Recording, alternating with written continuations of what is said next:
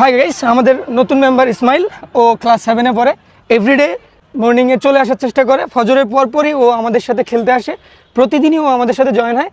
ইসমাইল, তুমি ক্লাস 7-এ পড়ো, এভরিডে তুমি যে এই ফজরের পর চলে আসতেছো, তোমার ডেডিকেশন দেখে আমি অবাক হয়ে যাচ্ছি। ঢাকা শহরে বাচ্চারা কিন্তু সাধারণত খেলতে আসে না, তো তোমার এই যে এভরিডে খেলতে আসাতে তুমি কি কি বেনিফিট পাচ্ছ একটু যদি শেয়ার করো, অন্য বাচ্চাদের জন্য উপকার হইতো আর কি। সকালবেলা একটা মনটা ভালো থাকে আর আমার শরীরটাও ভালো থাকে। হ্যাঁ, আমি এখন বিকেএসপিতে এখন ট্রায়াল দিব, যদি আল্লাহ রহমত করে তাইলে হবে।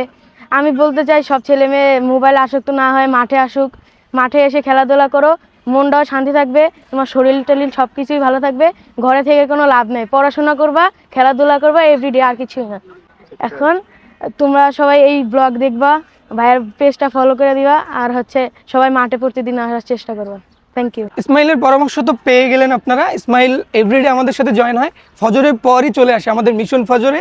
ইসমাইল এভরিডে কিন্তু আমাদের সাথে জয়েন হচ্ছে। তো ইসমাইল কি বলতে চাচ্ছিল সেটা সবাই অবশ্যই বুঝতে পারছেন।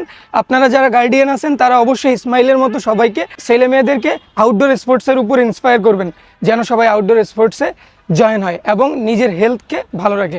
আর এর পাশাপাশি যদি ব্রেইন ডেভেলপ করতে চায় বাচ্চারা, তাহলে অবশ্যই আউটডোর স্পোর্টসের কোনো অল্টারনেটিভ আপনারা পাবেন না।